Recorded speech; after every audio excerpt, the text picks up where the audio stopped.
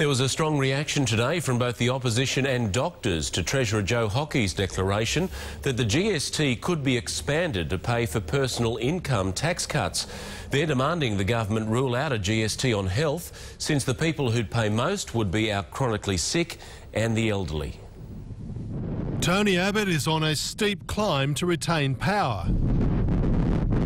As his quest to win back voter support becomes desperate, he's converted Joe Hockey's wish yesterday for tax cuts into a firm election promise today. It's in our DNA to want to deliver further tax cuts, and we will in the run-up to the election. How he'll pay for them, though, remains unclear. Doctors say Mr Hockey's suggestion of extending the GST to health services would add between $5 and $8 to the cost of GP visits. It's going to impact those that are most unwell, those most in need of medical treatment, and I think it's time to put that idea back in its box. If you need to go to hospital for your kids, you pay extra tax. If you need bandages, you pay extra tax. This government wants lower, simpler, fairer taxes. Delivering that would give his government a big boost, something today's polls say it desperately needs.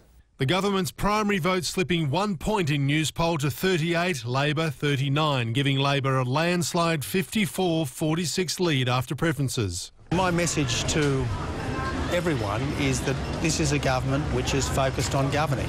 But here's what his colleagues are focusing on. If today's Newspoll were reflected at the next election, guess who would lose their seats? 34 government MPs, including Ministers Peter Dutton and Bruce Bilson and new Speaker Tony Smith. This government is one of the most incompetent governments in the history of Federation. Heard that before? The most incompetent government in our history. It's what Tony Abbott used to say about Labor. Mark Riley, 7 News. A teenager accused of plotting an Anzac Day terror attack